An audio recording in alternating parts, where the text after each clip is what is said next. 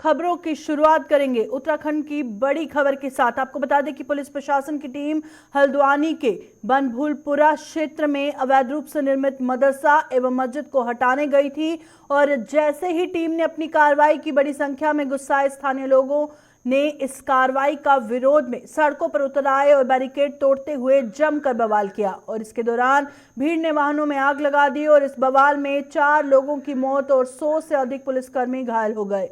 स्थिति को तनावपूर्ण देते हुए प्रशासन उपद्रवियों को देखते ही गोली मारने के आदेश जारी किए हैं और इस खबर पर अपडेट लेंगे। फिलहाल आपको बता दें, डिमोलिशन ड्राइव जो मदरसे और मस्जिद में चलाई गई थी उसे लेकर बहुत ज़्यादा जो बवाल है वो हुआ है। हल्द्वानी के बनभूलपुरा के मलिक के बगीचे में बनी अवैध मस्जिद और मदरसे को ध्वस्त करने के जो प्रशासन और पुलिस के साथ मीडिया कर्मी थे वो भी घायल हुए हैं। तो चलिए सबसे पहले जान लेते हैं कि सीएम पुष्कर सिंह धामी का क्या कुछ कहना है इस पर।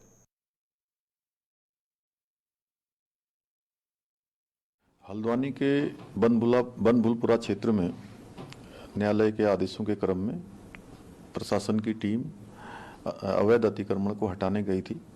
वहां पर कुछ अराजक तत्वों के द्वारा पुलिस के साथ झड़प हुई है, पुलिस के साथ संघर्ष हुआ है वहां पर, और कुछ पुलिस के लोगों को, प्रशासन के लोगों को चोटें आई हैं। वहां पर अभी तत्काल अन्य कंपनियां पुलिस की और केंद्रीय बलों की भेजी जा रही है। सभी से शांति बनाने का हमने अपील की है, कर्फ्यू लगा दिया गया है और जो भी इसमें दंगाई होंगे, जो भी इस प्रकार का अतिक्रमणकारी होंगे, जिन्होंने आगजनी की है, उनके खिलाफ कठोर कार्रवाई की जाएगी। तो आपने सुना कि सीएम पुष्कर सिंह धामी का इस पर क्या कुछ कहना है। बुलडोजर एक्शन के बाद देवभूमि हल्द्वानी सुलग उठी है। हल्द्वानी में अवैध मदरसे में जो एक्शन लिया गया था उसके बाद तनावपूर्ण माहौल देखा जा रहा है। हमारे साथ इस खबर पर हमारे संवाददाता धनराज गर्ग ज्वाइन कर चुके हैं। धनराज, बताइएगा, कल तो स्थिति बेहद तनावपूर्ण थी, अभी किस तरह का माहौल बना है? जी बिल्कुल, देखिए ये हल्द्वानी के बनभूलपुरा का मामला है कि जहां पर प्रशासन की टीम अवैध अतिक्रमण हटाने के लिए गई थी, जबकि एक मदरसा था और उसको हटाने की एक कोशिश प्रशासन कर रहा था। लेकिन वहीं देखिएगा कि एक विशेष समुदाय ने इसी बीच जो पथराव है वो टीम पर कर दिया और जिसके चलते 4 लोगों के लगभग की मौत भी हो चुकी है। और वहीं देखिएगा कि जो 50 से अधिक पुलिसकर्मी हैं वो भी घायल हैं और उसके साथ ही एसडीएम भी घायल हुए हैं और इसके साथ ही जो पत्रकार वहां पर कवरेज कर रहे थे वो भी घायल हुए हैं। तो देखिएगा कि उसके बाद से ही जो तनावपूर्ण स्थिति वहां पर बनी हुई है उसकी वजह से वहां पर कर्फ्यू लगाया गया है और उपद्रवियों को देखते ही गोली मारने के आदेश भी जिलाधिकारी की तरफ से दिए गए हैं। और इसी के चलते मुख्यमंत्री पुष्कर सिंह धामी ने एक उच्च स्तरीय बैठक देर शाम बुलाई थी, जिसमें मुख्य सचिव राधा रतोड़ी भी मौजूद थी और इसके साथ ही डीजीपी अभिनव कुमार भी वहां पर मौजूद थे और इसके साथ ही जो सूचना विभाग के निदेशक हैं, डीजी हैं, उनको भी निर्देश दिए गए हैं कि जो पत्रकार घायल हुए हैं उनका इलाज सरकार की ओर से कराया जाए और सभी अस्पतालों को भी निर्देश दिए गए हैं कि किसी भी तरह की कोई कोताही उनके इलाज में ना बरती जाए। और हालांकि अभी की यदि बात करें तो अभी स्थिति सामान्य है और कर्फ्यू वहां पर लगा हुआ है और इसके साथ ही जो नेट की सुविधा है वो भी बंद की गई है ताकि कोई भी इस तरह का अफवाह ना फैला सके, ताकि वहां का जो माहौल है वो खराब हो। और इसके साथ ही अपील भी मुख्यमंत्री पुष्कर सिंह धामी की तरफ से की गई है। सभी लोगों को शांति बनाए रखने की अपील मुख्यमंत्री पुष्कर सिंह धामी ने की है कि किसी के बहकावे में ना आए, कोई अफवाह के बहकावे में ना आए और शांति बनाए रखें। जी बिल्कुल। और उसी के साथ कई लोगों की मौत भी हुई थी, जिसमें बताया जा रहा है कि एक पिता और पुत्र उसमें शामिल थे। और उस हवाले से क्या जानकारी है? फिलहाल जो घायल हैं उनकी किस तरह की स्थिति बनी हुई है और जिन लोगों की मौत हुई थी उनकी पहचान हुई है?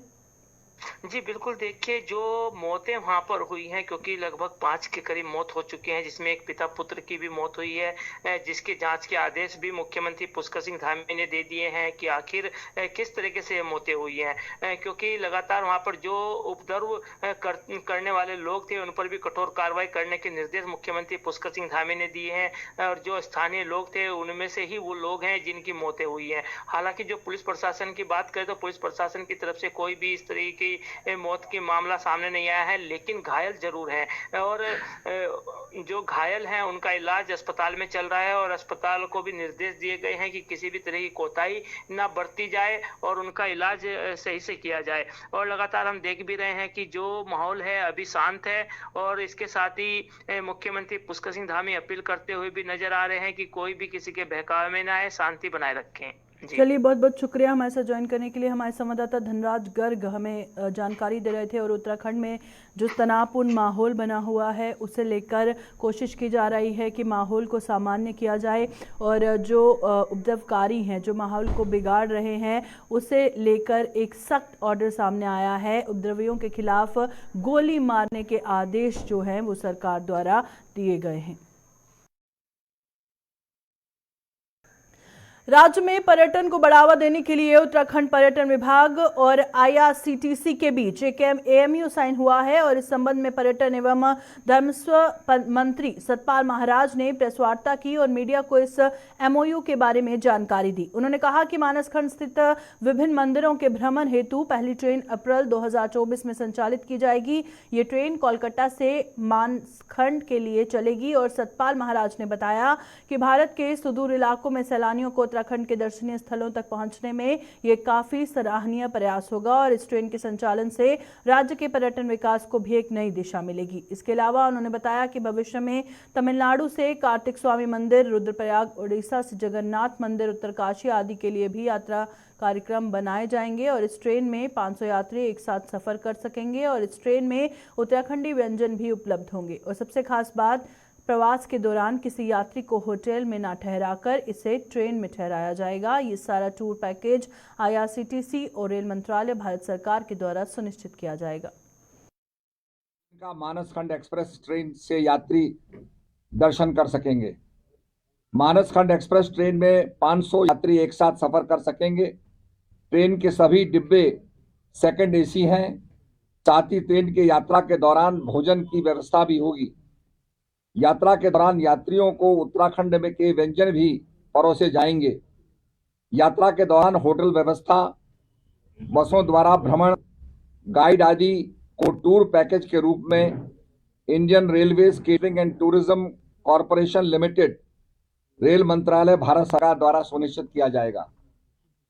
ये बहुत एक महत्वाकांक्षी योजना है जिससे कि हमारे सुदूरवर्ती जो हमारे मंदिर हैं, गंतव्य स्थान हैं, डेस्टिनेशंस हैं, ये अब रेल की कनेक्टिविटी से जुड़ जाएंगे और जब ट्रेन का गोदाम रुकेगी उसके बाद बस सर्विस के जरिए ये लोग अपने अपने स्थानों पर जाएंगे और वहां दर्शन कर सकेंगे।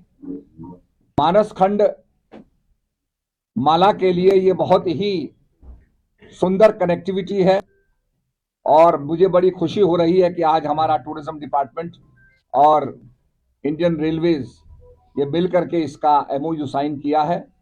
मैं निश्चित रूप में सभी पर्यटकों से आग्रह करता हूं कि मानसखंड में आइए और यहां पर आदि कैलाश, ओम पर्वत जो अलभ्य स्थान है उनका दर्शन कीजिए। भारतीय जनता पार्टी ने आज से लाभार्थी सम्मेलनों की शुरुआत कर दी है, जिसकी प्रादेशिक कार्यशाला आज भाजपा प्रदेश कार्यालय पर आयोजन किया गया है। वहीं इस लाभार्थी सम्मेलन के दौरान भाजपा राष्ट्रीय मंत्री मनजिंदर सिंह सिरसा ने प्रदेश स्तरीय कार्यकर्ताओं को संबोधित कर सम्मेलन की रूपरेखा के बारे में बताया है। वहीं इस बीच बीजेपी के वरिष्ठ नेता बाल लाभार्थी कार्यक्रम के प्रदेश संयोजक ज्योति प्रसाद गौराला ने बताया कि लाभार्थी संपर्क अभियान की आज से शुरुआत हो गई है, जिसे लेकर आज प्रदेश स्तरीय कार्यशाला का आयोजन हो रहा है। साथ ही उन्होंने कहा कि इसके बाद जिला स्तर व लोकसभा स्तर पर कार्यशालाओं का आयोजन किया जाएगा और ये लाभार्थी संपर्क अभियान प्रदेश भर में 5 मार्च तक चलाया जाएगा। भारतीय जनता पार्टी पूरे देश भर में 25 करोड़ लाभार्थियों को संपर्क कर रही है और 25 करोड़ लाभार्थियों में हमने 6 करोड़ लाभार्थी बूथ वार सत्यापित किए हैं, चिन्हित किए हैं। लाखों लाख कार्यकर्ता पूरे देश भर में यह 8 फरवरी से लेकर 5 मार्च तक यह कार्यक्रम चलने वाला है, जिसमें हमारी लोकसभा कार्यशाला होंगी, मंडलों की कार्यशाला होंगी। उसके बाद यह अभियान के रूप में चलने वाला है। तो उत्तराखंड प्रदेश में 56,000 कार्यकर्ता 10.5 लाख लाभार्थियों तक जाएंगे। उनके जीवन में आए बदलाव को लेकर, संपूर्ण उनके जीवन में बदलाव आए हैं उनके बारे में समझेंगे, सुनेंगे, उनके अनुभव लेंगे और उनसे संवाद करेंगे। इन सब विषयों को लेकर ये लाभार्थी संपर्क अभियान चलाया जाता है। कब से जो भाजपा जो है गाँव चलो अभियान की शुरुआत हो, लाभार्थी संपर्क अभियान हमारा चलने वाला है इस फरवरी के महीने में। इसकी जो हमारी लोकसभा स्तर की टीम है उनका 1 दिवसीय यहाँ पर कार्यशाला है और भारतीय जनता पार्टी के राष्ट्रीय मंत्री सिरसा साहब जो इसमें प्रशिक्षण देने के लिए कार्यशाला में हमारे बीच में विशेष रूप से यहाँ पर आए हैं और इसमें हम लाभार्थी संपर्क की योजना के संबंध में आज हम चर्चा करेंगे।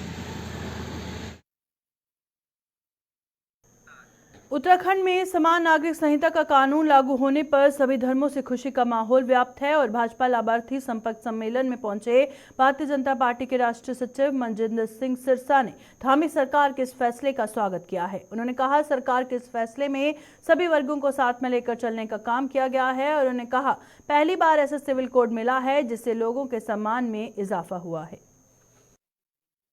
जी मैं बहुत बधाई देता हूँ यहाँ के मुख्यमंत्री जी को, प्रदेश के सभी वासियों को, यहाँ की सरकार को और ये विजन जो है भारत के प्रधानमंत्री का। हमें पहले ये समझना चाहिए कि यूसीसी से होगा क्या।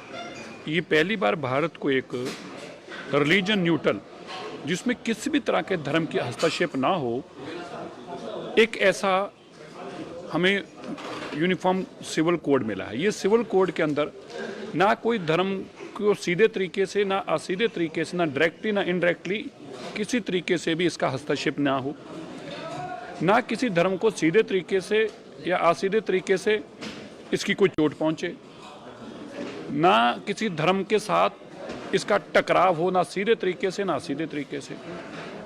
अब मैं अगर बात करूं बीइंग अ सिख, मुझे क्या लाभ मिला है। मेरे पिताजी की और मेरी शादी हिंदू मैरिज एक्ट में हुई और मेरे को बहुत लड़ाई लड़ने के बाद आनंद मैरिज का एक सर्टिफिकेट मिला। मतलब शादी तो हिंदू मैरिज में एक्ट में ही होगी, पर दिखाने के लिए हमें कांग्रेस के समय एक बिल बनाया गया कि आप बाजार में अपनी इज्जत बचाने के लिए ये सर्टिफिकेट लेके चले जाना कि हमारे पास एक आनंद मैरिज एक्ट का सर्टिफिकेट है, जबकि फिर भी शादी मेरी उसमें भी हिंदू मैरिज में एक्ट होती थी। मेरा ये मानना था कि मेरा इससे मैं आहत होता हूँ, मेरी से पीड़ा है। अब सरकार ने क्या किया, मेरे को एक न्यूट्रल रिलीजन जिसमें कोई धर्म की कोई जो है इंटरफेरेंस नहीं है, एक ऐसा मेरे को बिल बना कर दिया। अब मेरे बच्चों की जब शादी होगी तो उनको किसी भी धर्म के साथ जोड़कर उनकी शादी नहीं होगी, और फिर भी जो उनको मैरिज सर्टिफिकेट मिलेगा उनको अपने धर्म का आनंद मैरिज एक्ट का मिलेगा। तो मुझे लगता है कि एक बहुत बड़ी, बहुत लंबी जद्दोजहद के बाद मेरे जैसे बहुत सारे करोड़ों सिखों को ये लाभ मिला है। इसलिए मैं मानता हूँ कि बाकी धर्मों को भी इसका लाभ मिला है। और मैं एक बात अंत में जरूर कहना चाहता हूँ, जो लोग इसका विरोध भी करते हैं मैं उनसे आग्रह करना चाहता हूँ, विरोध का एक कारण बता दें। अमेरिका में, इंग्लैंड में, कनाडा में, न्यूजीलैंड में, ऑस्ट्रेलिया में, दुनिया भर में हम सब धर्मों के लोग रहते हैं। मुसलमान रहते हैं, ईसाई रहते हैं, बौद्धी रहते हैं, सिख रहते हैं। क्या ऐसा कोई भी चीज़ बनी है जो वहाँ जाकर आप रहते हैं और आप वहाँ शादी ब्याह करते हैं और उसको आपको आज़ादी मिलती है और यहाँ उसकी आज़ादी ना मिलती हो? मुझे लगता है देश में पहली बार एक ऐसा कानून मिला है जो किसी भी धर्म के साथ किसी भी तरीके का ना टकराव रखता है, ना उसमें किसी धर्म का नाम आता है। ये केवल और केवल एक प्रक्रिया अडॉप्ट की है, मुझे इसलिए बधाई देता हूँ। आगामी लोकसभा चुनाव से पहले सत्ता दल भाजपा द्वारा लगातार सदस्यता अभियान चलाया जा रहा है और इसी कड़ी में राजधानी देहरादून के भाजपा प्रदेश कार्यालय में कांग्रेस पार्टी के लगभग 200 से ज्यादा कार्यकर्ताओं ने भाजपा का दामन थाम लिया है। पार्टी के इतनी बड़ी संख्या में कार्यकर्ताओं का भाजपा में शामिल होने से कांग्रेस को बड़ा झटका लगा है और कांग्रेस के पूर्व प्रदेश सचिव कृष्णा बहुगुणा और खटीमा ब्लॉक प्रमुख रंजीत सिंह नामधारी ने भी भाजपा की सदस्यता ग्रहण कर ली है। इसी बीच भाजपा प्रदेश अध्यक्ष महेंद्र भट्ट ने कहा कि सदस्यता ग्रहण करने के लिए लगभग 3,500 लोगों की सूची बनी है। उन्होंने कहा कि 15 मार्च तक ये अभियान चलता रहेगा। मैंने शुरू में कहा था कि लगभग तब तो सूची हमारे 3,500 पर हो गई है, लेकिन मैंने उस समय कहा था कि सूची हमारे पास बड़ी संख्या में बन रही है और क्योंकि वो सूची हमारी कमेटी सूची को फाइनल करती है, उसका हम कार्यकर्ताओं को सूचना करते हैं, ज्वाइनिंग के कार्यक्रम की तिथि तय करते हैं और 15 मार्च तक लगातार ये अभियान हमारा चलेगा और बड़ी संख्या में हम दूसरे दलों से जो लोग आ रहे हैं उनके लिए हम भारतीय जनता पार्टी में। आगामी लोकसभा को देखते हुए 9 फरवरी से 11 फरवरी तक भाजपा गांव चलो अभियान आयोजित करने वाली है, जिसमें मुख्यमंत्री पुष्कर सिंह धामी सहित सभी कैबिनेट मंत्री, सांसद और विधायक गांव-गांव जाकर प्रत्येक बूथ में 24 घंटे का प्रवास करेगी। वहीं इस बात पर कांग्रेस पार्टी भाजपा पर हमला करते हुए नजर आ रही है और कांग्रेस प्रदेश उपाध्यक्ष मथुरा दत्त जोशी का कहना है कि भाजपा पहले ये बताए कि उनके विधायकों और सांसदों द्वारा को गांव गोद लिए गए थे, क्या वो चलने फिरने की स्थिति में है। साथ ही उन्होंने कहा कि ज्यादातर मंत्री अपने ही गांव में प्रयास का कार्यक्रम कर रहे हैं और किसी आम गांव में जाने की जहमत नहीं कर रहे हैं। भारतीय जनता पार्टी ये तो बताए जो गांव गोद लिए गए थे सांसदों ने और इनके विधायकों ने, वो गांव के चलने फिरने लग गए हैं। ये जुमलेबाजी है, ये इस तरीके के शोसेबाजी करते रहते हैं। पहले भी इन्होंने कहा मंत्री दौरा करेंगे, मंत्री प्रवास करेंगे, सेक्रेटरी गांव में रहेगा, अधिकारी गांव में रहेगा, उसकी डिटेल तो दे दे पहले कौन कब कहाँ रहा। ये भी एक चुनावी जुमला है। एक आदमी जाएगा, रात जाएंगे, सुबह आ जाएंगे। और अधिकांश मैंने देखा जो मंत्रियों का कार्यक्रम है वो उनके अपने अपने गांव में प्रवास का कार्यक्रम है, बाकी कोई आम गांव में वो जाने की कोशिश जहमत नहीं उठा रहे। जनता को नाराज है ना इससे कि वो कहते हैं कि लोकसभा के चुनाव हो या आम चुनाव हो। मैं यही तो कह रहा हूँ ना, केवल चुनाव के दृष्टिकोण से सब काम हो रहा है। उससे पहले भी तो इन्होंने कहा था कितने मंत्री कितने अधिकारी गए थे गाँव में, और दूसरा जो गाँव गोद लिए गए थे उनमें कितनों में कार्रवाई हुई, ये बात भी तो स्पष्ट करनी चाहिए भारतीय जनता पार्टी को। पहले उच्च अधिकारियों के आदेशों के बाद जनपद भर में नशे की रोकथाम के लिए पुलिस हर संभव प्रयास कर रही है और लगातार नशा कारोबारियों और नशा तस्करों के खिलाफ कार्रवाई की जा रही है। उसी क्रम में जनपद उधम सिंह नगर के जसपुर कोतवाली क्षेत्र अंतर्गत सूत मिले तिराहे के पास पुलिस ने चेकिंग के दौरान 2 तस्करों को 2 किलो 800 ग्राम गांजे के साथ गिरफ्तार किया है और पुलिस ने दोनों आरोपियों के खिलाफ NDPS एक्ट के तहत मुकदमा दर्ज किया है।